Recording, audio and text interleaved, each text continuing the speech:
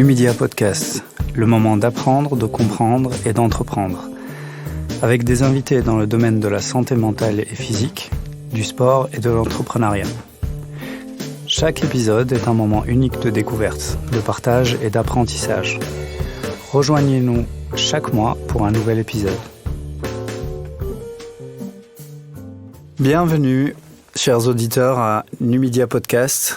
Je suis Amine, votre hôte, et aujourd'hui, j'accueille Michael Salgado Espino, propriétaire de PPR Performance. Bienvenue, Michael. Merci de m'avoir. J'invite Michael aujourd'hui parce que d'abord, ça fait longtemps qu'on devait se rencontrer et on n'a pas eu l'occasion dû à notre emploi du temps et à la distance qu'on a l'un de l'autre.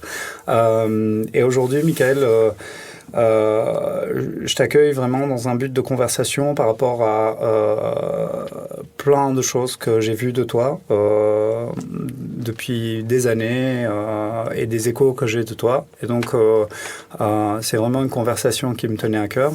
Donc, bienvenue et merci d'avoir accepté l'invitation. Est-ce que tu peux brièvement te présenter aux auditeurs? Oui, bien sûr. Donc, moi, c'est Michael. Pour ceux qui ne me connaissent pas, je suis de Bruxelles. C'est une question qu'on me pose tout le temps. Ouais, est-ce que tu habites sur Bruxelles ou pas? Je dis ouais, je suis de Bruxelles. J'ai 33 ans et je suis coach sportif depuis 2011. Ouais, début 2011. Ça va faire quand même quelques années. Et voilà, principalement, ici aujourd'hui, je m'occupe une grande partie d'athlètes et j'ai encore quelques personnes, on va dire population un peu générale, de qui je m'occupe aussi. J'ai aussi ma plateforme en ligne, donc je fais mon coaching en ligne aussi. Donc principalement, c'est un peu mes activités, coaching en ligne et coaching privé. Super, Michael. Donc justement, je voulais évoquer avec toi, pour commencer, ton activité actuelle. Donc, tu coaches des athlètes, plus particulièrement des athlètes dirigés vers les sports de combat, si j'ai bien compris. Ouais. Et tout d'abord, qu'est-ce qui t'a dirigé vers ce type de coaching plus spécifique et ce monde-là? Est-ce que tu peux nous en parler un peu plus? Déjà, de un, ça s'est fait un peu naturellement. Je coach dans une salle où justement c'est vraiment que des arts martiaux principalement. Il y a donc de la lutte libre, il y a du jiu-jitsu brésilien, il y a de la boxe anglaise. C'est une salle où je m'entraînais et je donnais principalement des cours de mobilité là-bas. D'accord. Et puis je me suis mis moi-même au jiu-jitsu brésilien. Franchement, c'est le grand kiff. Un des gars qui est quand même au top de l'Europe, Naïm, qui me contacte pour justement que je le coach. C'est pas quelque chose que j'avais déjà fait. En tout cas, pas ce sport-là. Je me suis dit, let's go. C'est pas quelque chose qui me fait peur ou quoi que ce soit. Donc, j'ai commencé principalement avec Naïm. Et puis de là, aujourd'hui, on est quand même un bon groupe de... On est 6. Ouais, 6 athlètes qui sont quand même, qui essayent de vivre de ce sport, c'est très dur. Mais principalement, leur activité, c'est ça, c'est s'entraîner. Ils font du jiu-jitsu et puis ils font de la prépa physique avec moi. Mais ça s'est fait vraiment naturellement. Il m'a demandé, j'ai dit oui. Et puis de là, ça a pété, quoi. Ouais, cool. Donc ça s'est fait vraiment... parce que de là, oui, j'avais de temps en temps... des joueurs de basket ou des joueurs de foot qui venaient surtout en hors-saison. Ouais. Mais là, eux, c'est vraiment toute l'année, quoi. C'est pas juste hors-saison où c'est vraiment, je m'occupe d'eux toutes les semaines. Ouais. C'est vraiment, on est parti, là, ça va faire plus d'1 an qu'on est ensemble et tout se passe bien, quoi. Donc, ça s'est vraiment fait naturellement. Super. Ouais, principalement, c'est vraiment ça. J'ai mes athlètes qui sont dans le jiu-jitsu brésilien et puis j'ai la population générale aussi que je coach. Ouais. Donc c'est un chouette équilibre entre les deux. Et toi-même, tu es pratiquant d'arts martiaux, tu es aussi pratiquant j'ai de jiu-jitsu brésilien? Je veux dire, avant ça, non. Okay. Donc, moi, principalement, je viens de la natation et du foot. Ici, j'avais commencé, avant le Covid, j'avais commencé un peu la lutte libre, j'avais beaucoup aimé. après le Covid, je me suis lancé un peu. Je me suis dit, tu sais quoi, je vais tester un peu le jiu-jitsu brésilien. J'ai beaucoup aimé. Là maintenant, c'est un peu compliqué d'aller avec le petit, quelques blessures que j'ai eues. Félicitations pour ton enfant. Merci. Donc, mais c'est un sport on va dire, je pratique maintenant depuis, sans compter l'arrêt, un an, ouais. D'accord. Ouais. D'accord. Et en termes de coaching, est-ce que toi, tu penses que, par exemple, je te pose la question, moi j'ai ma propre réponse, mais évidemment, j'aimerais bien avoir ton avis là-dessus. Est-ce que tu penses qu'il faut automatiquement, pour un coach, avoir un minimum pratiqué un sport pour pouvoir coacher un sportif ? Pour moi, non. Pour la simple raison, c'est quelque chose que souvent je poste sur mon Instagram, où il y a des coachs qui vont proposer de l'entraînement spécifique à un sport. Ça marche pour certains. C'est pas ma philosophie à moi. Moi, je pars plus du concept voilà, ils ont leur coach de jiu-jitsu. Donc, principalement, 80-90% du temps, si voilà, tu vas améliorer ton jiu-jitsu, tu vas t'entraîner. Le 10-20% du temps, quand ils sont avec moi, ce que je vais faire, pour moi, c'est augmenter des qualités comme la force. On va travailler sur la force, un peu d'hypertrophie, ça m'intéresse vraiment beaucoup. Mettre un peu de masse musculaire sur l'athlète, mobilité articulaire. Donc, je vise surtout la longévité. J'ai envie qu'il passe un maximum de temps, justement, sur le tatami. Mais je vais toujours faire un peu... Je dis tout le temps, j'aime bien un peu visualiser le sport. Et du coup, je ne vais pas essayer de faire la même chose, mais je vais faire vraiment le contraire. Je vais essayer de voir un peu, OK, qu'est-ce que leur sport ne leur donne pas. Et ça, on fait en prépa. Donc, on va vraiment... Si je peux dire, je ne travaille pas de manière spécifique au sport. Ouais. Moi, donc ce qui va m'intéresser, c'est vraiment un peu travailler leur tissu. Voilà, s'ils passent comme ici, la plupart s'entraînent 6 sur 7. C'est des longues heures d'entraînement. C'est un sport qui est très traumatisant. Je ne vais pas chercher à encore plus mettre du stress sur ces tissus-là. S'ils sont déjà sollicités comme ça au quotidien, je vais vraiment... Je sais pas, un exemple, si j'ai un joueur de basket, voilà, c'est beaucoup de changements de direction. Je ne vais pas en faire encore plus s'il vient me voir. Il le fait déjà toute l'année. Donc là, pourquoi pas travailler un peu plus sur le plan sagittal. C'est quelque chose qu'on voit rarement chez les joueurs de basket. C'est toujours changement de direction, donc dans le plan frontal. Donc j'aime vraiment bien, je peux dire, travailler de manière non spécifique, quoi. Mais je pense pas qu'il faut automatiquement pratiquer le sport. Par contre, il faut peut-être un peu t'intéresser dedans, un peu regarder, OK, ça consiste en quoi. Bien sûr. Mais pour moi, non, il faut pas le pratiquer, quoi. Oui, clairement. C'est mon avis aussi. Moi, j'ai travaillé aussi avec beaucoup de combattants dans le passé. D'ailleurs, avec le coach de Naïm, avec Abdel. Ah, Abdel, ouais. Donc, c'était un de mes athlètes avant. Et excellent. Ouais. Et Alan, que tu connais peut-être. Neder, Sikou. Alan Sikou. Ouais, juste. Aussi, c'est un tournoi. Oui. Et donc, ce genre de sport, comme tu dis, sont extrêmement traumatisants. De toute façon, à partir d'un certain niveau dans un sport, ça devient traumatisant automatiquement. Et souvent, ce qu'on voit, c'est des coachs qui vont travailler exactement les mêmes types de mouvements. Et typiquement, l'approche que moi, je pense est la plus efficace, après tu me donneras ton avis, c'est de dire, OK, tu fais déjà ça. Et donc, automatiquement, l'adaptation va être faite dans ton sport. Quels sont les points que tu travailles jamais, qui vont en fait, eux, t'apporter un support extra et qui vont te permettre justement d'avoir cette longévité, mais aussi une performance supérieure. Parce que si tu es face à quelqu'un qui n'est pas, comme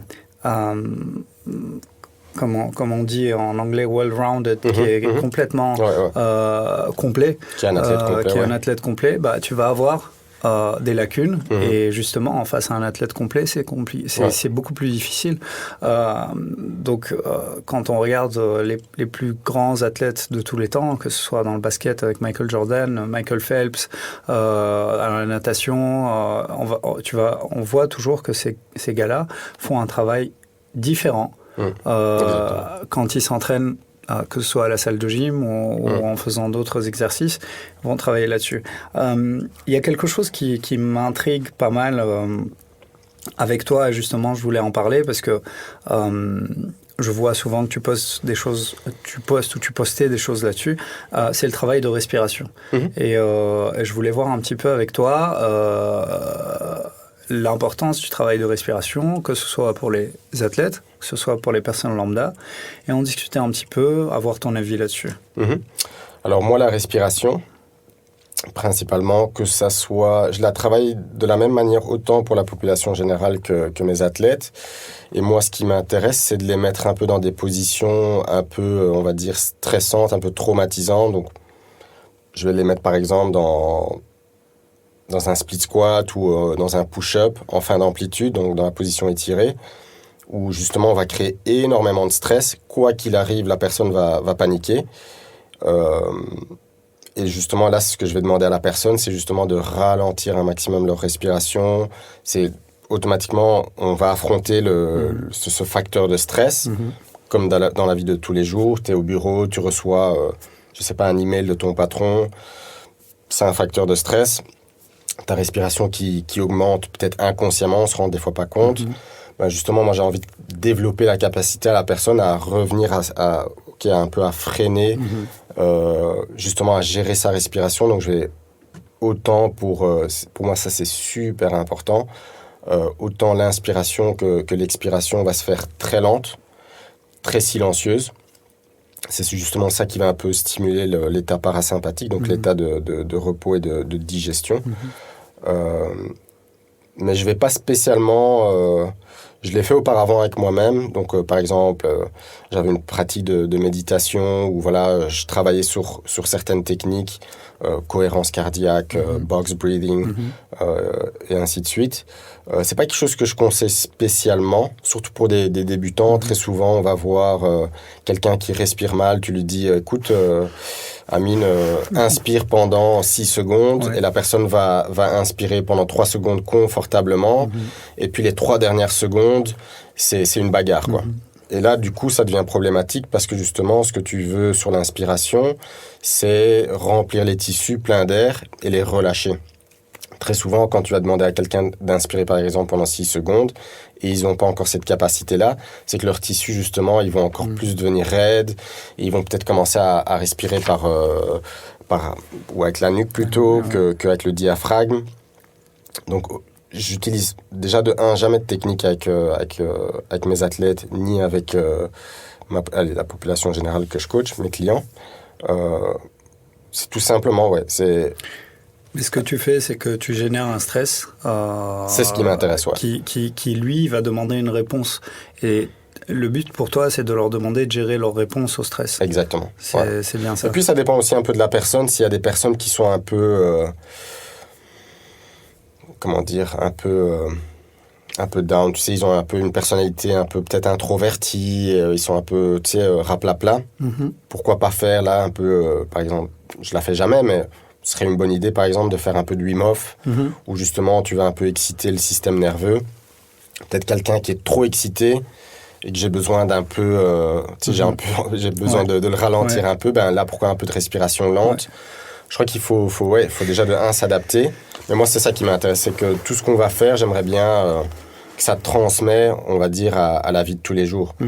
Encore récemment, Naïm, au championnat d'Europe, qui me disait, un des exercices qu'on adore faire, c'est on est assis, je leur mets un foam roller entre les jambes, ils serrent le foam roller avec un poids dessus.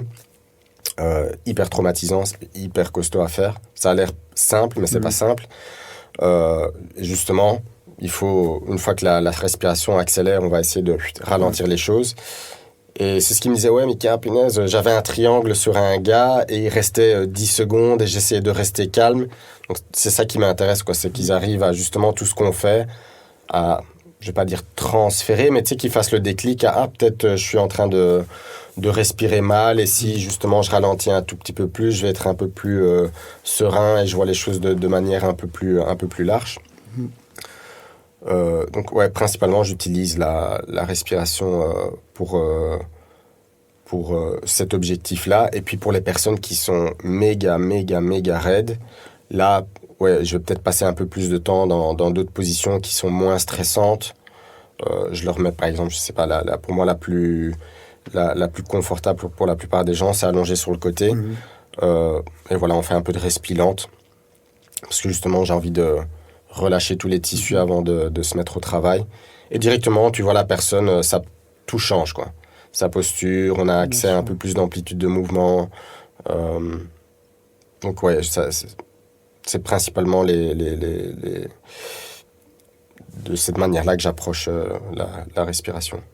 Ouais. Et est-ce que pour toi, quand tu parles de respiration, alors pour les athlètes en général, je pense qu'ils sont assez réceptifs parce que ils savent pourquoi ils sont là.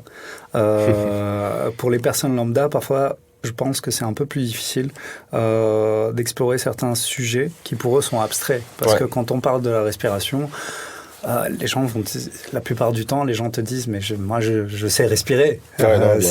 C'est naturel. Et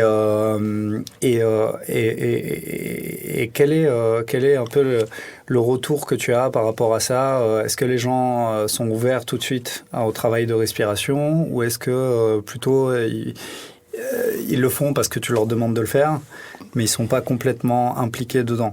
Parce que je pense que aussi, tu seras d'accord avec moi que dans le coaching, c'est important d'avoir des gens, comme on dit, qui sont coachables, qui sont impliqués dans leur progression et dans leur développement, et pas des gens qui mettent tout sur toi et qui attendent que tu fournisses des résultats pour eux. Qu'est-ce que tu en penses?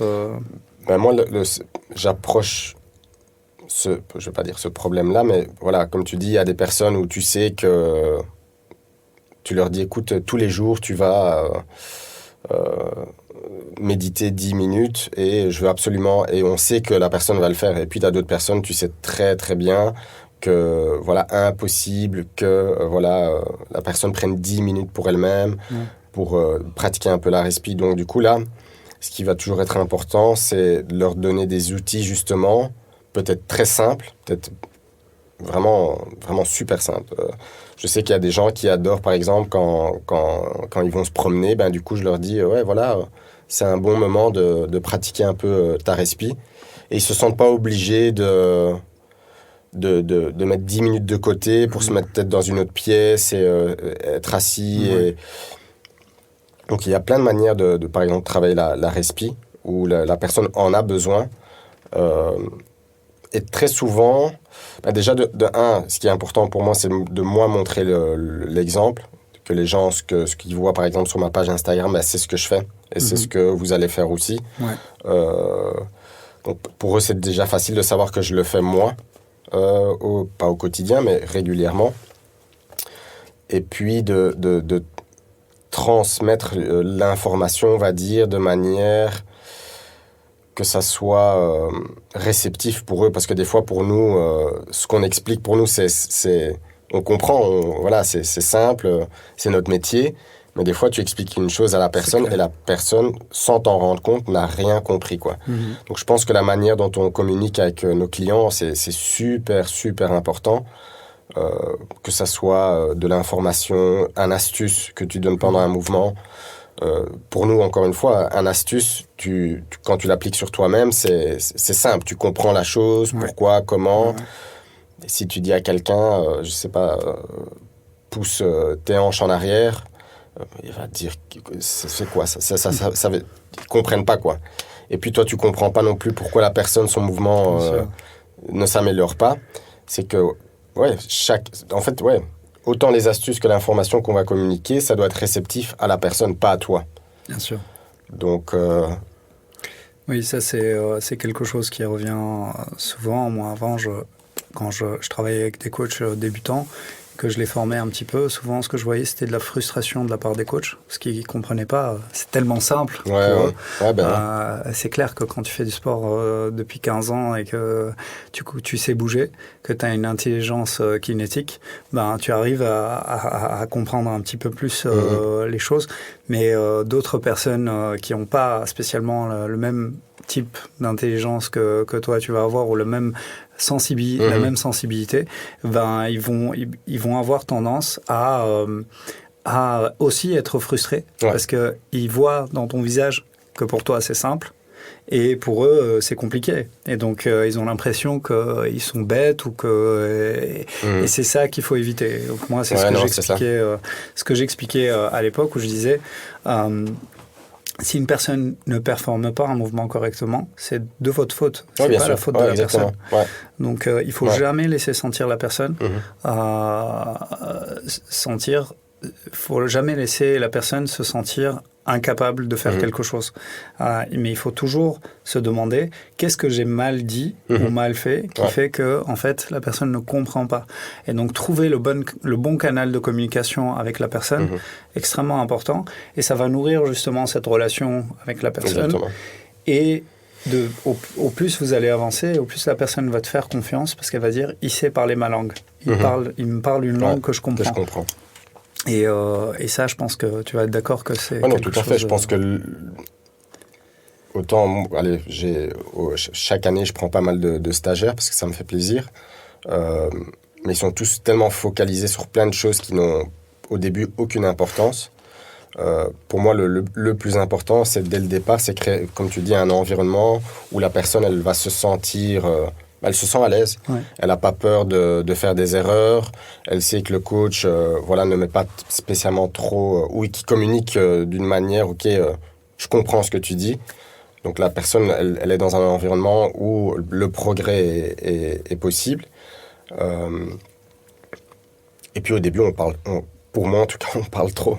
Les coachs parlent beaucoup trop, dans le sens où... Trop d'informations, trop d'instructions. Très souvent, franchement, on sous-estime la capacité d'une personne, même quelqu'un qui est débutant. Ça peut m'arriver. Moi, au début, quand je vais enseigner un mouvement, je ne parle pas. Donc, je l'effectue, je laisse la personne visualiser. Je lui demande c'est à toi de jouer maintenant. Très souvent, ça se passe bien. D'autres fois, ça se passe moins bien. Donc là, petites astuces par-ci, par-là. Mais très souvent, comment tu dis ça je sais pas, ça se dit en français, interfère? Oui. Toi, tu es néerlandophone. Hein. Il faut expliquer. Je suis néerlandophone, je parle au travail, on parle anglais, laisse tomber. Il faut expliquer aux auditeurs que tu es néerlandophone comme ça. Je mélange tout, quoi. Mais on interfère un peu avec le progrès de la personne. C'est ça. Parce qu'on donne trop d'instructions, il y a trop d'astuces, il faut essayer de simplifier sa manière de coacher. Et déjà, choisir des mouvements qui sont au début hyper simple, quoi. Pour moi, en tout cas, surtout avec mes athlètes, c'est ce que je cherche. C'est des mouvements, par exemple, autant avec mes autres clients, c'est qu'on va bosser sur des choses qui sont hyper simples. J'essaie pas de réinventer le fitness. Mais moi, ce qui m'intéresse, c'est que la personne, justement, elle puisse surcharger de plus en plus l'exercice.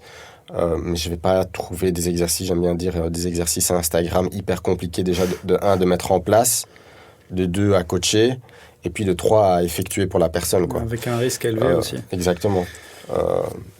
Pour moi, pour un coach qui débute sa journée ou sa carrière de coach, c'est vraiment, comme tu disais, l'environnement, quoi. Ta communication, est-ce que la personne se sent bien? Parce qu'une fois que la personne commence à se sentir frustrée, tu t'as perdu. T'as perdu. Ouais. Et toi, justement, un sujet sur lequel aussi je voulais revenir, c'est par rapport dans ton parcours professionnel, tu es un explorateur. Donc, est-ce qu'on peut te définir comme un explorateur? Peut-être un peu trop des fois, mais à la maison, quand je vais faire telle chose, ma femme, elle est tout le temps là, mais mon Dieu, qu'est-ce qu'il va encore faire? Voilà, justement, en fait, je voulais voir ça avec toi, parce que comme je sais que tu es en couple et et justement, je voulais parler de cette partie-là avec toi, parce que souvent, ce qui revient avec mes clients, ou des coachs aussi, c'est que on a une vie un peu, quand tu rentres dans le milieu du fitness, ou en tout cas dans l'aventure du bien-être, c'est comment faire rentrer ton cercle social avec toi dedans, ou en tout cas leur faire accepter ce que tu fais, parce que ça peut leur paraître bizarre, parce que ce que tu vas faire va être en contradiction parfois avec ce que eux ont comme croyance, etc., etc. Et souvent, ce que j'ai comme retour de mes clients, c'est ah ouais, mais ma femme elle râle tout le temps, ouais, mais ma femme. Et donc je pense aussi que c'est important d'avoir un compagnon de vie, mais aussi un cercle social qui est capable de respecter aussi tes décisions, et que aussi toi, tu n'affectes pas la personne avec tes décisions. C'est-à-dire qu'il faut être capable, de séparer toi et les autres, et ne pas pousser les autres dans ton envie à toi de t'améliorer ou de. Et ça, je vois souvent que c'est très, très difficile. C'est très difficile, hein. Comme tu dis, c'est quelque chose qu'on entend tout le temps. Oui, mais ma femme ou mon mari... je sais pas quoi dire, en fait. C'est dur. Moi, j'ai de la chance que... Et c'est ma personnalité aussi, hein. Depuis très petit, le sport, moi, c'est ma vie. C'est ma passion. J'obsessionne sur chaque petite chose concernant le sport. Mais une fois que je passe la porte, chez moi à la maison, ça s'arrête là. J'essaye pas de, on va dire, saouler ma femme avec mes idées. Moi, c'est ça que je recherchais à ce moment-là. Je pourrais pas être, par exemple, avec quelqu'un qui fait le même métier que moi. Ça, c'est impossible. On est d'accord là-dessus, je pense. Sinon, pour moi, c'est malsain et je m'étais surtout retrouvé un peu bloqué. Je pense, à mon avis, tu vas me comprendre. Quand en 2012, j'ai commencé le CrossFit, c'est très envahissant comme communauté où tu vis que pour ça, quoi. C'est CrossFit tout le temps. C'est très sectaire. Ouais, voilà. Pour moi, c'était très dur, et j'amenais le CrossFit à la maison, quoi. C'était horrible. Et ça se passe très mal, du coup. Si je pense qu'il faut autant... Moi, j'ai de la chance ici avec ma femme, qu'elle accepte ma passion. Moi, j'accepte ses passions aussi. Ma femme ne va jamais me dire « Oh, tu vas encore t'entraîner » ou elle sait que c'est quelque chose elle m'a accepté comme je suis. Et elle ne va pas essayer de changer ça. Elle sait que pour moi, c'est important. Mais moi, la seule chose que je fais vraiment, c'est une fois que je passe la porte, c'est... La seule chose qui est importante pour moi, c'est ma famille. C'est ma femme, mon petit garçon. J'essaie de mettre de côté tout ce que je fais à côté. C'est vraiment que ma famille. Et puis, je pense que si tu es avec la bonne personne, automatiquement, si voilà, tu démarres une journée dans le fitness, ou je sais pas, tu es en surpoids, et au début, peut-être que la personne avec qui tu es ne comprend pas trop pourquoi tu préfères peut-être aller... je sais pas, 1 heure chaque jour à la salle, au lieu d'aller peut-être au restaurant avec la personne avec qui tu partages ta vie. Ouais. Ça peut durer un petit temps, mais je pense que si la personne voit les changements, et se dit « Ah tiens, il va de mieux en mieux », ça va peut-être l'intriguer aussi à peut-être se reprendre un peu en main. Mais je crois que ça, c'est très très compliqué. Souvent, encore une fois, on a notre entourage qui va peut-être un peu... je vais pas dire nous dégoûter, mais on va peut-être abandonner plus vite, du coup, si on sent que nos parents ou ta compagne ou ton mari ou tes amis ne te soutiennent pas dans ta journée. Ouais, je pense que c'est dur surtout, ce que je trouve, c'est... moi, j'aime bien parler de maturité dans le sport, comme maturité dans la vie aussi. Et ce qui est dur, c'est de pouvoir... pour certaines personnes qui commencent le sport tard, de ne pas tomber dans l'extrême. et de pas avoir ce syndrome du nouveau converti, si tu vois ce que je veux dire. Donc, tu sais, quand tu as des gens qui sont nouvellement convertis dans une religion, ils sont généralement plus extrêmes que les gens qui pratiquent la religion. C'est envahissant. Voilà. Et donc, ça devient négatif et nocif pour l'entourage de la personne. Et ce qui est important, je pense, et tu seras d'accord avec moi, c'est de rester dans le bien-être. Et le bien-être, c'est général. Donc, c'est-à-dire que toi, tu dois être bien, mais ça doit irradier les gens qui sont autour de toi. Exactement, c'est-à-dire que tu dois donner aux autres l'envie de faire ce que tu fais. Mais tu donnes pas l'envie de faire ce que tu fais en menaçant les gens, en disant si tu fais pas ce que je veux, je vais te quitter, ou si tu vois.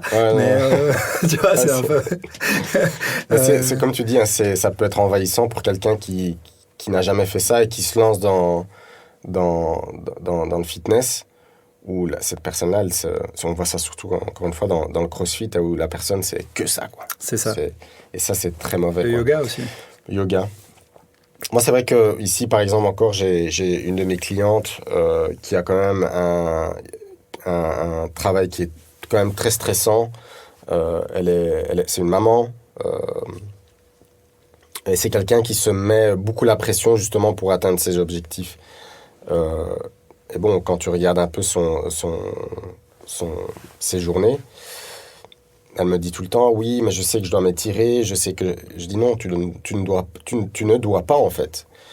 Pour moi, je préfère 1000 fois que tu rentres chez toi et tu dis, OK, maintenant, je vais me relaxer avec mon mari, avec mon enfant, vous vous posez devant la télé, vous regardez un bon film, c'est vraiment, tu passes le meilleur moment de ta vie, que de te forcer, te sentir de nouveau obligé à t'étirer. Tu vas créer de nouveau, encore une fois, une ambiance un peu malsaine à la maison. En fait, les gens pensent qu'il faut vraiment faire plein de choses, quoi. C'est ça.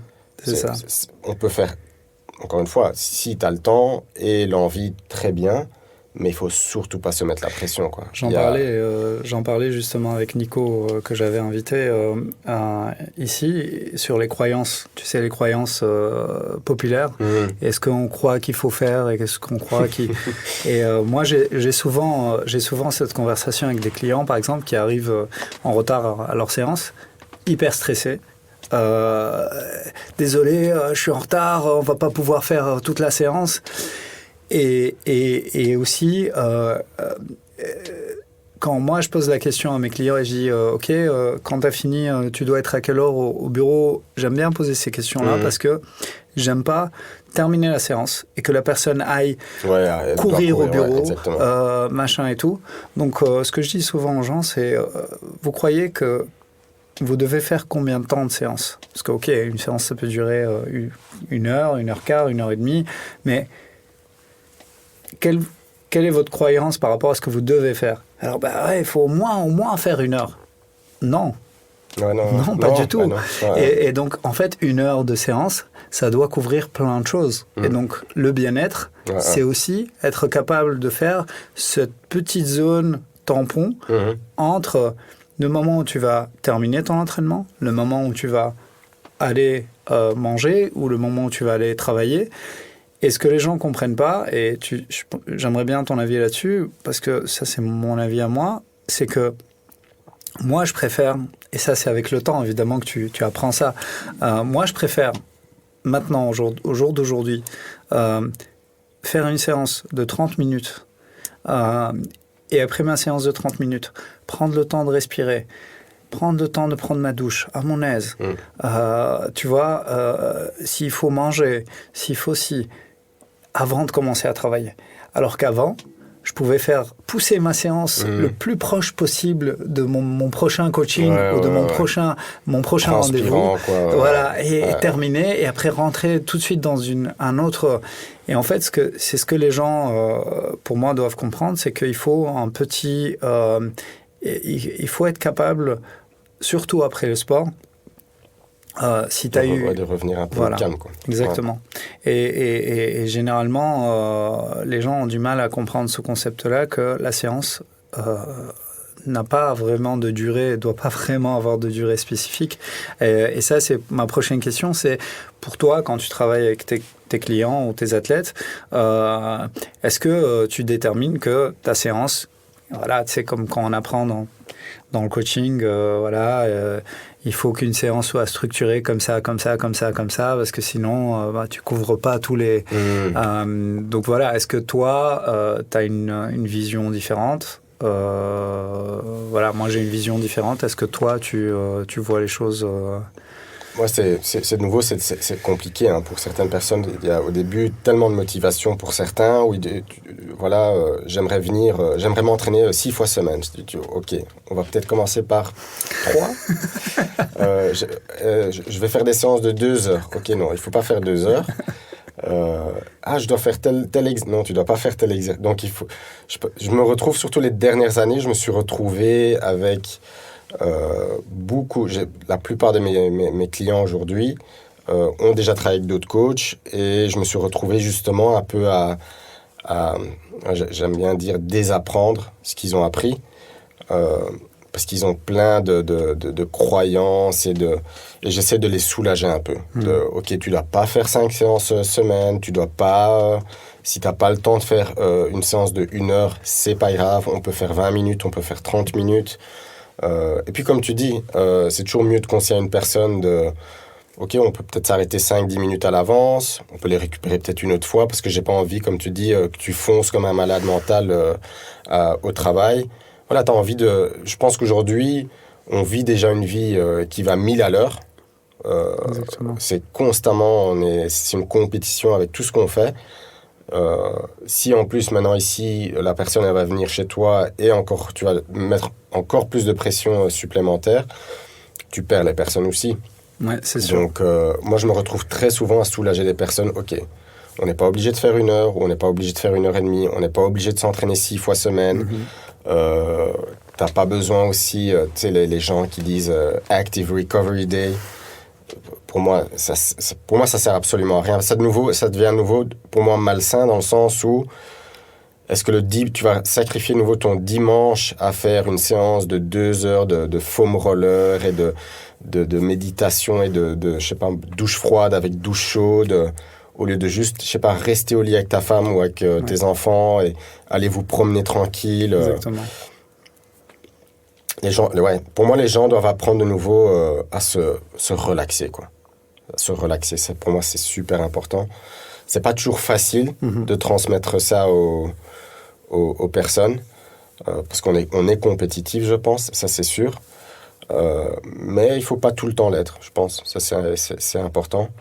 Mais surtout, autant pour mes athlètes que certains de mes clients, je dois appuyer un peu sur vos freins. Vous ne devez pas faire autant. Ça va être contre-productif même des fois. Est-ce que je dois faire un bain froid pour mieux récupérer? Non, tu dois absolument pas faire. Est-ce que je dois faire ma méditation pour visualiser mes combats? Non, t'es pas obligé, tu vois. Voilà, t'as cette envie et ça t'aide, ok, pourquoi pas. Mais si tu te mets trop la pression... Non, pour moi pas. Donc, encore une fois, tu approches chacun un peu de manière différente. Mais je pense que c'est une compétence que les gens doivent développer, c'est apprendre à comprendre que si on a déjà une vie qui est chaotique, voilà, faut freiner, quoi. Faut freiner un peu le... Ouais, c'est clair que souvent les gens se mettent... et veulent aussi tout faire en même temps. Exactement. Et ça, pour moi, c'est quelque chose souvent que je discute avec mes clients, même mes amis. Des fois, on en discute avec des sujets qui n'ont rien à voir avec le fitness, mais la vie de tous les jours. Et ils veulent acheter une voiture, et ils veulent acheter une maison, et en fait, on est toujours dans cette course effrénée de... Il faut ça, il faut ça, il faut ça, il faut ça. Il faut tout en même temps. Il faut tout de suite. Et en fait, apprendre à... Je pense aussi que les gens en manquent de planification. Et ça revient à nouveau au sport et au coaching. Et moi, j'adore faire les parallèles parce que je pense qu'en venant du sport, C'est plus facile en fait de venir du sport et de faire des parallèles avec la vie que l'inverse. Que l'inverse. Et donc, moi, le sport, ça m'a appris énormément de choses. Et une des choses que ça m'a appris, c'est de planifier et d'avoir une vision claire de là où je vais et pouvoir planifier pour arriver au résultat auquel je veux. Et mettre la priorité sur les bases, construire les bases, etc. etc. Mais souvent, on voit que les gens, ils veulent faire des choses qui sont pas prioritaires actuellement et c'est pas important. On verra ça après. Commence déjà par les bases, construis tes bases, fais quelque chose. Ça sert à rien de vouloir acheter une maison à 1 million si tu es au chômage. Voilà. Ça n'a pas de sens. Tu vois. Donc c'est un peu ce genre d'image que j'aime bien utiliser en disant on relaxe.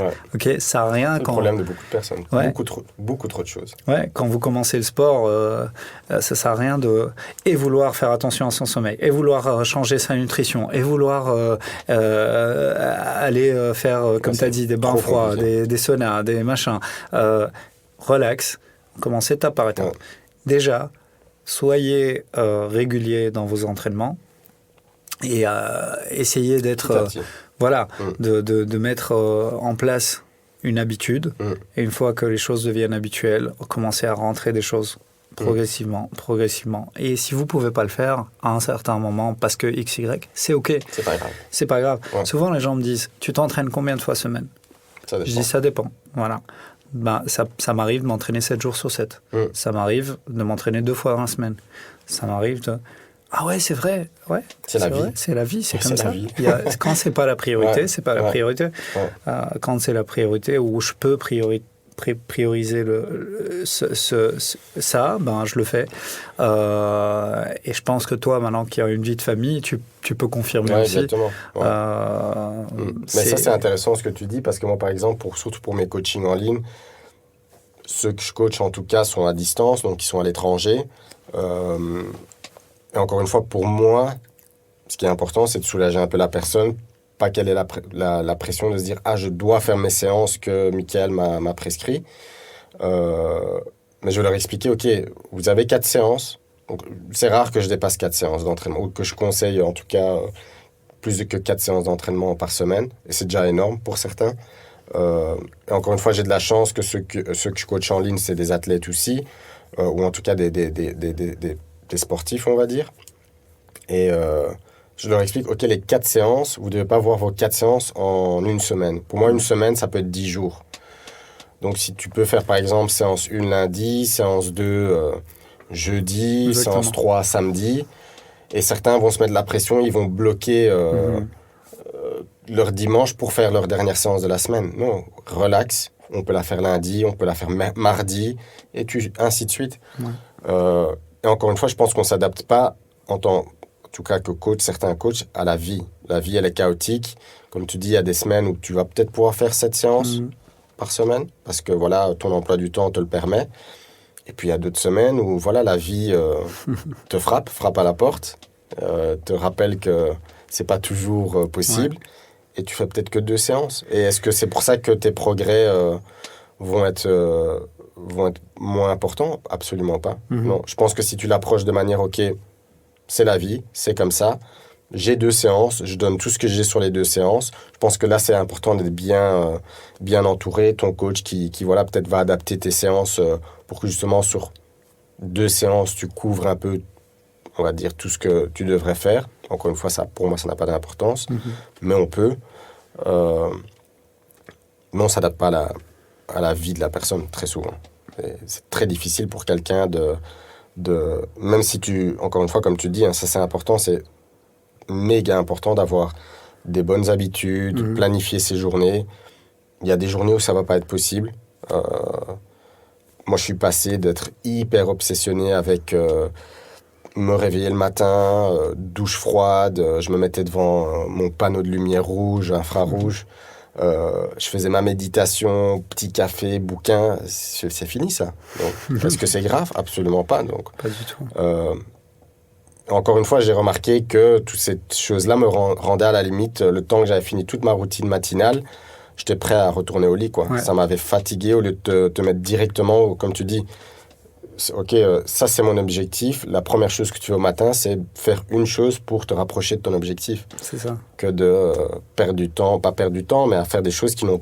Beaucoup de gens passent la plupart du temps à faire des choses qui n'ont des fois aucune importance au début. Je ne sais pas si tu suis sur Instagram, il a un peu pété en ce moment, c'est Alex Hormozy. Oui. Lui, très souvent, c'est ce qu'il conseille aux gens, c'est quand vous voulez accomplir une chose, tu te concentres que sur cette chose-là. Exactement. Tout le reste n'a plus d'importance. Et c'est tellement simple comme... mais ça marche pour tout le monde. Mais malheureusement, il y a beaucoup de gens qui vont... Voilà, je veux devenir millionnaire, je veux devenir bodybuilder en même temps. C'est ça, exactement. C'est pas possible. Oui, c'est ça. Moi, j'étais un peu comme toi aussi. Et je pense qu'il faut passer par cette étape-là aussi. Ouais, c'est super important. Où tu es extrême à un moment donné. Et encore une fois, comme tu me disais là tantôt, explorer, quoi. Exactement. Et comprendre qu'en fait, à un moment donné, tu sais, moi, j'ai été athlète. Dans ma tête, il n'y a rien qui existait sur la planète à part mon entraînement. C'est mes potes qui m'appelaient, ils me disaient on va boire un café, je disais non, laisse-moi tranquille. Et en fait, tu t'isoles de plus en plus. Et tu deviens une personne qui n'est pas spécialement heureuse, en fait. Non, bien sûr. Moi, je me suis retrouvé dans le même... Et donc, du coup, est-ce que c'est bien ? Non, parce qu'en fait, aussi, en réalité, et souvent ce que je dis aux gens quand ils me posent la question, ils me disent oui, mais moi, j'aime bien... Moi, je pense qu'on est un peu similaires. C'est pour ça que je sens une affinité avec toi, même si on ne se voit pas très souvent. Moi, j'aime bien mettre beaucoup de philosophie et beaucoup de recul sur mes coachings en disant, tu vois, simplement, moi, je préfère, à la limite, me poser la question, est-ce que ce que je fais est utile uniquement pour moi ou est-ce que c'est utile pour la société ? Parce qu'il y a une chose qu'il faut aussi qu'on dise, c'est qu'on vit en société. On est des êtres humains, on vit en société. Et donc, moi, mon rôle à moi en tant qu'être humain, c'est d'être utile à mes compères, aux gens avec qui je vis autour de moi. Ma famille, mes amis, cercle proche et, in fine, le reste du monde autour de moi. Et donc, est-ce que ce que je fais au quotidien me rapproche d'augmenter ma valeur en tant qu'être humain, ou est-ce que je deviens quelqu'un de selfish, entouré sur mon égocentrisme à moi-même et me dire, moi, je veux être meilleur que tout le monde, et donc je vais me fermer dans cette routine selfish, et les gens sont là pour moi. Et moi, tu vois, et je pense que ça, c'est problématique. On doit passer par là. Parce que tu dois passer par cet extrême-là pour comprendre que, non, en fait, tu es en train de t'isoler, tu es en train de créer ton monde qui n'a rien à voir avec la réalité des choses. On repousse beaucoup les gens à ce moment-là. Oui, c'est fou. Et moi, je le vois parce que j'ai travaillé aussi avec des bodybuilders. Et ça, c'est un sport qui est, comme tu dis, selfish. C'est ça. Encore une fois, les gens, c'est un sport qui est peut-être un peu critiqué, mais c'est les gens les plus disciplinés parce que, justement, comme tu dis, chaque calorie va être calculée, ils ne peuvent pas rater leur repas, ils vont malheureusement dire à des amis ou peut-être à des proches, écoute, non, malheureusement, je ne peux pas venir avec vous au restaurant. Et je pense que pour automatiquement atteindre des objectifs comme ça, tu dois l'être. Tu dois passer par là. Clairement. Mais je pense qu'il est toujours, surtout si on est en couple, c'est toujours prévenir, je pense, la personne. Voilà, tu parles avec ta compagne. Écoute, ton mari va devenir... Je vais être obsessif avec cette chose-là. Je vais être peut-être moins présent, mais ça va durer X temps. Après ça, je suis à toi, tu vois. C'est ça. Je pense que... Et surtout, les hommes, on est hyper compétitifs. Tu sais, on a cette envie d'accomplir des choses et de... Et je pense que par période, c'est tellement important d'être un peu obsessionné avec un objectif, l'accomplir. Mais moi, c'est quelque chose... J'aime bien, encore une fois, cet équilibre, quoi. Je suis très obsessif avec mon métier, mais voilà, une fois que je suis à la maison, c'est ma femme, mon fils. Mais comme tu dis, il faut passer par là. Et pour parler de quelque chose d'excessif, un petit peu, je voulais revenir un petit peu sur ta diète, parce qu'à l'époque, je te suivais pas mal et je sais que tu étais vachement axé sur la diète carnivore. Et justement, je voulais revenir avec toi par rapport à ça, parce que moi, je l'ai faite aussi. Et je voulais un petit peu voir déjà avec toi, si tu peux expliquer aux auditeurs en quoi ça consiste brièvement. Et puis, en parler de ton expérience un petit peu par rapport à ça. Parce que si j'ai cru comprendre, tu n'es plus là-dedans maintenant. Non. Okay. Donc, je pense que ça suit bien ce qu'on discutait. Hein. C'était une période où, justement, j'avais testé plein de choses, plein de diètes différentes. Je tombe sur cette diète carnivore. Je me dis, tiens, c'est quelque chose qui m'intéresse. Vu que, voilà, j'ai été éduqué comme ça. À la maison, on a toujours mangé beaucoup de viande. C'était une période où je venais de tester un peu... j'avais fait une partie, on va dire, végétarien et puis vegan. Voilà, pas pour moi. Chouette expérience. Encore une fois, on m'avait posé la question, qu'est-ce que tu en penses? Écoute, j'en ai aucune idée, j'ai jamais fait, donc j'ai essayé. Ouais. Comme ça, au moins, voilà, je peux parler de ma propre expérience. Pour moi, c'est toujours important. Donc, je me lance dans cette diète carnivore où, principalement, en fait, c'est principalement très protéiné, quoi. Donc, tu vas manger différents morceaux de viande. Tu peux, ils disent nose to tail. Tu vas manger même les organes. Donc, moi, en tout cas, principalement, c'est ce que je faisais, quoi. C'était des œufs, de la viande, des organes, du yaourt, donc tout ce qui était produits laitiers. Et that's it. Donc, rien d'autre. Donc, pas de légumes. Pas de légumes, pas de fruits. Ouais.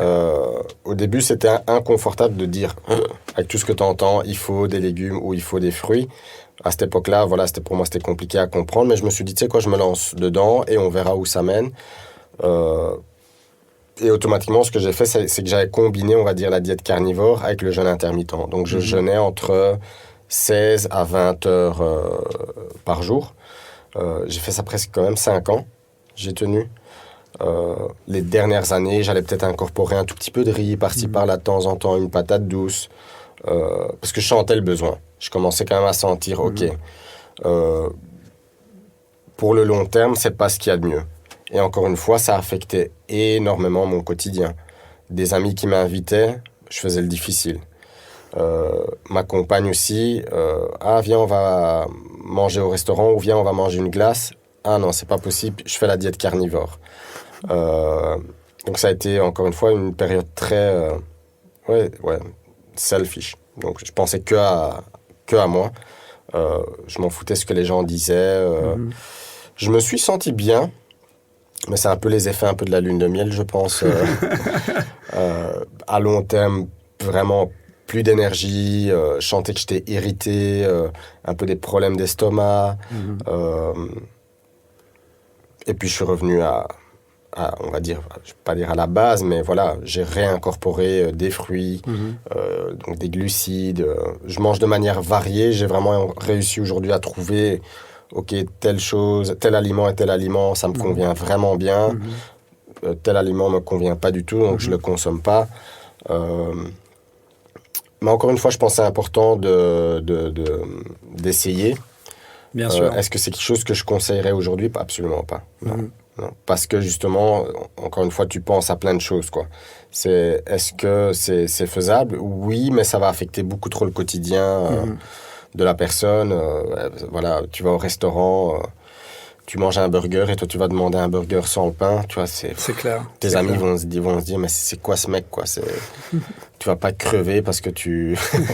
C'est clair. Et moi, j'étais vraiment arrivé à un moment où c'était devenu malsain, quoi. Où, pour moi, si j'allais manger un glucide... Parce qu'encore une fois, tu suis entre guillemets, ces experts sur Instagram. Je pense qu'il y a un agenda derrière. Oui, c'est sûr, toujours. Qui m'ont mis en tête que c'était pas bon pour la santé de manger des glucides. Moi, chouette expérience, je le referai plus jamais. Ok. Vraiment. D'accord. Moi, je suis vraiment partisan de l'exploration. Souvent, quand les gens me posent une question sur un sujet, je dis souvent, écoute, essaye. essaye parce que c'est ton expérience à toi, c'est pas la mienne. Moi, mon expérience, c'est ça, comme tu viens de dire. Voilà. Maintenant, c'est bien que toi, tu explores. Peut-être que pour toi, ça va être bien. Peut-être que pour toi, tu vas mieux réagir que moi. Peut-être que... voilà. Même chose de mon côté. Moi, j'ai toujours testé des choses, voir qu'est-ce que ça fait, pourquoi, par curiosité. Et aussi parce que je pense que le chemin de la vie de quelqu'un, c'est l'exploration dans tout. Tu vois, c'est OK, j'essaye, ça marche pas, ça me convient à moi, ça me convient pas à moi, et je passe à la suite, et j'essaye d'autres choses, et je vois. Et à un certain moment, tu atteins cette maturité personnelle où tu dis, ça, je sais que ça marche certainement pas pour moi, parce que je l'ai déjà fait. Par contre, ce mix-là fonctionne bien pour moi et ça me permet d'être performant, d'être en bonne santé.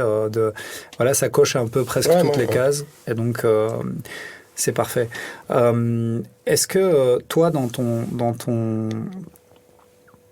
ton parcours professionnel, ton objectif à long terme, tu le définis comment un petit peu, si tu en as un objectif à long terme, t'es pas obligé, mais si tu as un objectif à long terme, si tu as une vision idéale, qu'est-ce que ce serait? Là, pour le moment, en tout cas, je suis, on va dire, un peu en maintenance. Donc, je me concentre vraiment sur ma clientèle, mes athlètes, ma plateforme en ligne. Je ne cherche pas à spécialement développer quoi que ce soit maintenant. Je suis moins un peu compétiteur avec moi-même parce que justement, je me dis, voilà, j'ai envie de savourer chaque instant à la maison avec mon fils. J'ai envie d'être en tout cas un papa présent. Donc pour moi, aujourd'hui, c'est vraiment ça. Je veux quand même automatiquement montrer à mon enfant que voilà, le travail, c'est important. Il faut travailler dur pour accomplir ses objectifs. Mais là, comme il est tout petit... Voilà, c'était l'idée en tout cas. Pour moi, c'était 2022. C'était travailler comme un acharné parce que le petit va arriver à la fin de l'année. Une fois qu'il est là, j'ai envie de souffler. Ça va faire quand même depuis 2011 que je fais ça. Je pense que, voilà, tu sais, c'est un métier. Les gens sous-estiment ce métier. C'est clair. Beaucoup de gens prennent pas ça au sérieux. J'ai des amis qui prennent pas ça au sérieux. Ils pensent que être coach, c'est pour le fun. Non, c'est pas pour le fun. Quand tu coaches vraiment, c'est un métier qui est épuisant. Franchement, les journées peuvent être longues. Aujourd'hui, ça devient de plus en plus facile pour te faire beaucoup d'argent. Au tout début, non. Si tu voulais quand même survivre à la fin du mois, faire 4 coachings par jour, c'est pas possible, quoi. Tu vas devoir faire 8 coachings, 10 coachings par jour. Donc, c'était très, très dur. Donc, c'est ce que je m'étais dit, en fait. 2022, je travaille comme un acharné. Pour que je puisse justement un peu souffler une petite année. Mais à long terme, c'est continuer à développer, on va dire, surtout ma plateforme en ligne, parce que c'est toujours très facile si tu voyages ou si tu es à distance, tu as quand même des revenus. J'avais commencé, ça fonctionne bien. Sur mon site web, j'avais mis des programmes en vente. Donc, c'est des programmes qui sont déjà faits, la personne achète, reçoit son programme avec des vidéos, des explications. Donc, voilà, tu as une entrée un peu passive. Donc ça aide énormément. Ça, j'ai quand même envie de continuer à développer. Mais à long terme, j'aimerais bien avoir ma salle à moi. Quelque chose de très petit, où les gens viennent vers moi. Je dois plus trop... Bon, je me déplace plus aujourd'hui non plus. Je vais pas dire vivre une vie plus tranquille, mais... je sais ce que je vaux. Je sais que, c'est peut-être pas... comment dire, il n'y a pas beaucoup de personnes qui peuvent peut-être se permettre de se payer un coach, ou en tout cas, me payer moi. Donc, je fais toujours comprendre, OK, ça coûte de l'argent, mais c'est un investissement, les résultats seront là. Et voilà, travailler peut-être un peu moins pour justement être plus présent avec, si possible, mes enfants. Mais c'est un peu l'avenir que je vois, quoi. C'est vraiment continuer à ce que je fais maintenant, surtout la partie en ligne, qui pour moi est super important, parce que, encore une fois, c'est un peu une entrée passive. garder surtout ma clientèle que j'ai maintenant. Ça, pour moi, c'est important. Beaucoup, surtout des débutants pensent qu'il faut beaucoup de clients. J'ai pas beaucoup de clients, mais je les ai depuis des années. Ils viennent plusieurs fois par semaine. Donc, il ne faut pas spécialement beaucoup. Et puis, ouais, pourquoi pas. Ma petite salle. Cool. Aussi underground, il faut me chercher. Franchement, moi c'est ça que j'aime bien. Je suis quelqu'un de très discret, donc il faudra me chercher, quoi. Ouais, bah écoute, faudra se déplacer. La rareté augmente la valeur des choses. Hein. C'est comme ça. Ouais. Hein. Au plus on se fait rare, au plus on nous cherche. Deux petites dernières questions. D'abord, ta vision globale sur le coaching en Belgique, son évolution. Parce que ce soit toi, que ce soit moi, ça fait un moment qu'on est dans le circuit. Moi, j'ai vu beaucoup de changements en Belgique. Est-ce que toi, tu vois des changements? Est-ce que tu considères que l'avenir du coaching en Belgique est optimiste, plutôt pessimiste? Est-ce que tu... Voilà, qu'est-ce que tu... Ouais, c'est... Comme j'ai dit, en tout cas, la clientèle à qui je travaille ont travaillé avec... Moi, je pars du principe que, voilà, ici en Belgique, on peut faire quoi? On peut faire l'NASM, c'est très bien pour démarrer. Est-ce que c'est la meilleure chose? Dans le sens, non. Pourquoi? Parce que c'est tellement large, le fitness. Pour moi, ce qu'il faut, surtout en Belgique, pour moi, c'est changer l'état d'esprit des coachs. Pourquoi? Parce qu'aujourd'hui, oui, voilà, on peut devenir coach. Tu fais un petit week-end, t'as ta certification et that's it. Très bien, pour certains. Si tu continues, bien sûr, à voilà, te former. Et encore une fois, hein, quand on dit te former, c'est pas faire 3 formations ou chaque année. Exactement, non. Ouais. Tu prends un sujet et tu vas l'explorer, tu vas l'approfondir pendant 1 an, si pas plus, pourquoi pas. Le temps qu'il faut, en fait, du moment qu'on a compris la chose et on se dit, OK, là, je me sens prêt à passer à autre chose, et ainsi de suite, continuer à explorer. Moi, ce qui me dérange ici en Belgique, c'est vraiment c'est ça. C'est un peu l'état d'esprit... la suffisance. Ouais, des coachs. Pour moi, l'humain, encore une fois, on n'est pas fragile. Y a beaucoup de coachs, pour moi, qui... En tout cas, moi, l'expérience que j'ai, hein, c'est peut-être pas pour tout le monde, mais on crée beaucoup de peur chez la personne, quoi. OK, si tu vas bouger de telle manière, tu vas te faire mal. Absolument pas. Ouais. Ne t'inquiète pas. Tu vas surtout pas te faire mal si tu... je sais pas encore, c'est un sujet que j'ai encore... une fois semaine où quelqu'un me voit squatter et me dit oui, mais tes genoux dépassent les orteils et tu descends en dessous de la parallèle. Tu te dis, mon Dieu, on est en 2023 et c'est encore un sujet qui... Voilà, c'est... Pour faire une petite parenthèse, j'ai un gamin que je coach qui a 17 ans, que je coach en haltérophilie et il a eu un examen à l'école avec son prof de gym et il lui a dit de faire des squats. Et bon, c'est un haltérophile, donc tu sais comment il va squatter, quoi. Il va squatter. Et le prof lui a mis une mauvaise note parce qu'il a dépassé les orteils. Tu vois. Ouais, non, c'est un problème. Et donc, il est venu hyper énervé. Ouais, mais qu'est-ce que tu m'apprends ici? J'ai dit, mais ok, calme. Ouais. Il n'y a pas de vérité. Ouais. D'accord? Donc, si lui, il t'a dit, dans son environnement à lui, dans ses croyances, c'est, c'est lui le chef, là-bas. Malheureusement. C'est lui qui décide. Ouais. Tu suis les règles. C'est comme ça. Quand tu viens ici, c'est d'autres règles. Il faut savoir t'adapter aux règles de ton environnement. Ouais, bien, exactement. Et il n'y a pas de vérité. Et je ne vais pas non plus être dans, tu vois, le dénigrement de ce prof en disant, bien sûr, il t'a dit qu'il ne faut pas dépasser les orteils. Chacun a sa vision des choses, ok. Parce que ça ne sert à rien de parler à nouveau à cet adolescent et essayer de lui expliquer quelque chose. Si je rencontre ce prof de gym, on va avoir une conversation différente. On va pouvoir rentrer plus dans le sujet et explorer les choses. Mais ça ne sert à rien de... mais voilà, ça c'était pour faire la petite parenthèse. Beaucoup de gens, ici toi par exemple, qui coach quand même pas mal d'haltérophilistes, où les gens voient un peu le produit final, un beau squat, un vrai squat. Les gens vont se dire, ah oui, mais non, mais c'est pas bon, mais bon, tu démarres peut-être pas là, la personne n'avait pas cette... Tout se fait très souvent, surtout sur Instagram, on voit toujours le produit final, mais on voit pas tout le travail qu'il y a eu. C'est ça. Mais ouais, moi, je suis quelqu'un de, encore une fois, hein, moi, je prends ça à cœur parce que c'est une passion à moi. Mais quand je m'occupe de quelqu'un qui m'a dit, écoute, j'ai travaillé avec tel coach et il m'a dit telle chose, moi, ça me... Je suis quelqu'un de très calme, mais à l'intérieur, c'est en train moi aussi, de... moi voilà, aussi. ça me... Mais avec le temps et les années, j'ai appris à me... Ouais, voilà, tu vois, ouais. parce que je suis beaucoup passé par le passé pour un arrogant, tu vois. Quelqu'un qui parle beaucoup et qui critique les autres et qui, tu vois. Alors, avec le temps, j'ai appris à... Je garde ce que j'ai à dire pour moi.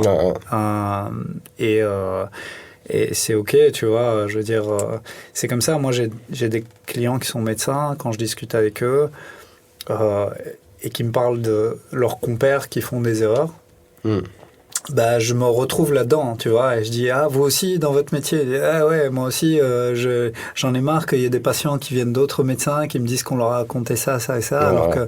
C'est difficile. Donc c'est faut essayer de gérer la chose.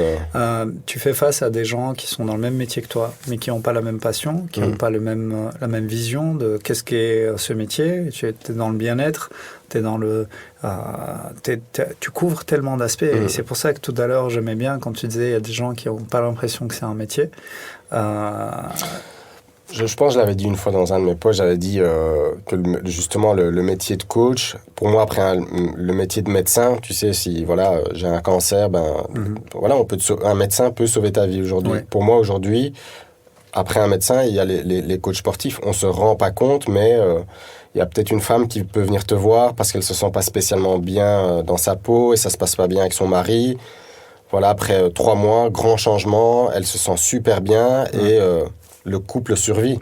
Voilà, on se rend pas compte. Je pense que c'est surtout l'erreur qu'on fait au début, c'est que on doit toujours se concentrer surtout sur la personne qu'on coach. Exactement.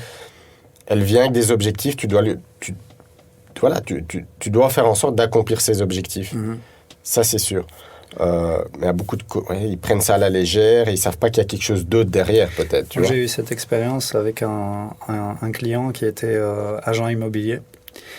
Et il était venu à la base, tu sais, pour se sentir mieux dans son corps, il avait trop de pression dans son métier, etc., etc. Il voulait un peu déstresser et travailler sur... Et après 1 an, il avait doublé les ventes qu'il faisait parce qu'en fait, sa posture a changé. Sa posture et sa confiance en lui ont changé. Et donc, la manière dont il s'exprimait, la manière dont il vendait les biens, tout a changé. Et donc, en fait, il était plus efficace dans son métier juste en venant voir un simple coach. Tu vois. Pourquoi ? Parce que le but, c'est aussi que ça impacte la vie des gens et pas juste, tu vois, que quelqu'un sache squatter 200 kilos, on s'en fout. Je veux dire, in fine, c'est génial si tu sais squatter 200 kilos, mais qu'est-ce que ça impacte dans ta vie ? Tu vois, c'est ça qui est important. Alors, la question qui vient, c'est une question que je pose souvent en fin de podcast, c'est est-ce que tu aurais un livre ou plusieurs livres, vraiment, tu vois, qui pour toi sont des livres clés, je dirais entre 1 et 3 pour pas en faire trop, qui serait idéal de lire, que ce soit pour les personnes lambda, pour les coachs, pour les athlètes. Des livres, j'en ai dans la tête. C'est pour ça que je te dis entre 1 et 3 pour faire, tu vois. Déjà, de 1, si je peux dire quelque chose, moi, ce qui m'a beaucoup aidé, c'est que j'adore lire. Hein, mais ce qui m'a beaucoup aidé les dernières années, c'est relire tous les livres que j'ai aimés. Quoi. C'est clair. Ça, c'est super important. Tu sais, beaucoup de gens pensent tout le temps, OK, quel est le prochain livre que je vais lire ? Non, essaye d'approfondir les livres que tu as déjà lus. Tu sais ce qu'on dit, hein, un bon livre, c'est un livre qui se relit. Qui se relit, voilà, exactement. Si tu veux pas relire un livre, c'est qu'il est... qu'il est pas... Donc, je vais dire, les 2 dernières années, j'ai fait que ça. C'est relire ce que j'ai aimé, quoi. Mais ici, moi, mon préféré, en anglais, c'est Mastery. En français, c'est Atteindre l'excellence de Robert Greene. Oui, Robert Greene. Vraiment, tous ces livres sont super, super intéressants. C'est quelque chose que, justement, un coach va pouvoir utiliser dans ses coachings. Ça aide pas mal au niveau de comprendre les personnes et comment bosser, comment communiquer avec les personnes. Donc, ces livres sont vraiment... pour moi, c'est de l'or. Mais spécifiquement, moi, ce livre, il m'a beaucoup aidé. ouais, du coup, ça, c'est un livre, on va dire. Je vais choisir un livre développement personnel. Je vais dire Siddhartha de Herman Hesse. Ouais. Si, voilà, pour les personnes qui aiment bien, c'est un magnifique livre.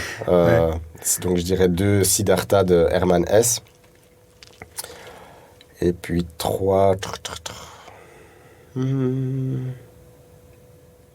Ouais, je vais dire peut-être le livre que je suis en train de lire en ce moment, qui s'appelle, c'est Michaeline Duclef, je pense, le nom de famille, et c'est Hunt, Gather, Parent. Donc c'est un livre, on va dire, pour les parents, mais si justement tu peux utiliser un peu les principes aussi. J'ai pas lu, donc je vais Franchement, prendre note. il y a des principes dans le livre que tu peux utiliser sur tes coachings. Justement, je me suis reconnu dedans, et on en discutait là tantôt, où la dame, voilà, en gros, dans le livre, en fait, elle vit avec différentes tribus, avec les Mayas, c'est une tribu en Alaska. Et en tout cas, la plus grande leçon qu'elle a appris, c'est justement on interfère trop avec la croissance de l'enfant. Elle dit, voilà, les enfants savent comment faire. Il faut juste leur donner l'environnement pour justement grandir.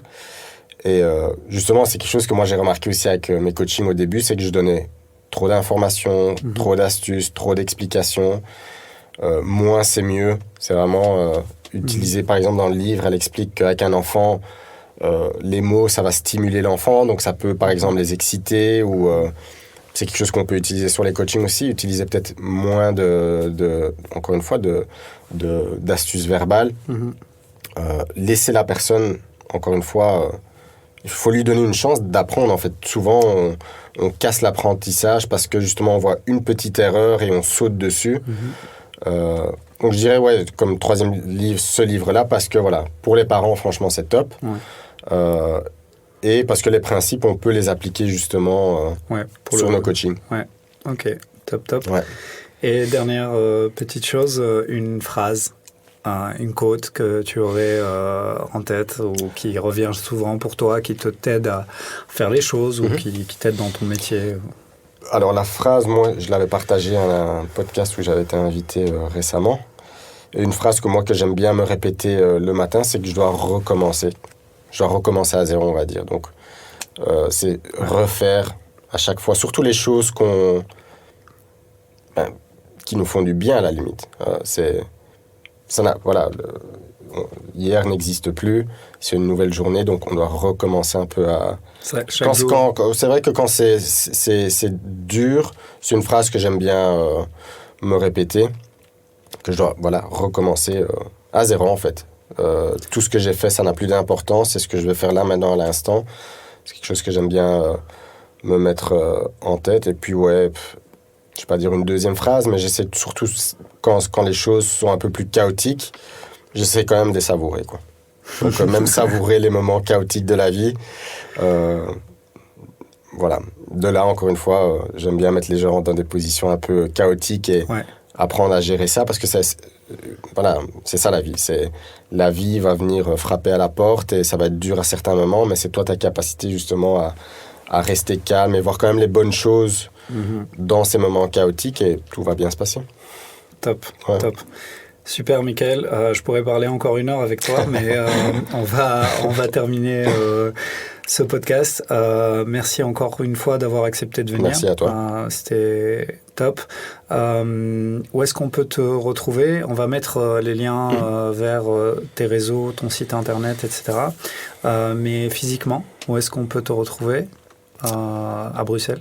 Donc, à Bruxelles, je suis à la frontière de Sint-Pietersloo, donc je suis pour ceux qui connaissent en tout cas, Ikea Anderlecht, je suis tout près. Je me cache dans ces coins-là. D'accord.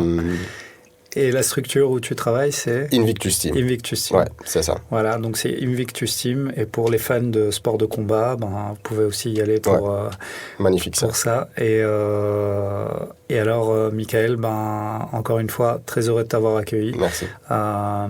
Peut-être qu'on pourra en refaire une autre. À bientôt. Un de ces 4.